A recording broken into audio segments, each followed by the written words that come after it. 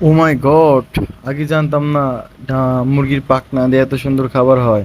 আসলে আমাদের রেস্টুরেন্টে মুরগির পাখনা দিয়ে খাবার বানায় দেয়, সেগুলো আমরা মুরগির রান ভেবে খাই।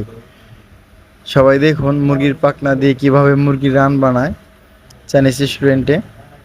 মুরগির পাখনাগুলো সুন্দর করে কেটে এরপর পেঁয়াজ কিমা, মরিচ বাটা, আদা রসুন বাটা, পরিমাণ মতো লবণ, পরিমাণ মতো চিনি, আর হালকা টেস্টিং সল্ট, হালকা ডিম, হালকা অ্যারাউট দিয়ে এটাকে ম্যারিনেট করতে হবে। ভালো করে মিক্স করতে হবে। মিক্স করে 5 মিনিট ফ্রিজে রাখতে হবে, বা আপনি বাইরেও রাখতে পারবেন, নর্মাল চিলারে রেখে দিবেন, যাতে এই খাবারের ভিতরে সব মশলা ঢুকে অনেক মজাদার জানে হয় খাবারটা। খাবারটা টেস্ট হলো ঝালও থাকবে, হালকা মিষ্টিও থাকবে, আবার সল্টও ঠিক থাকবে। লবণ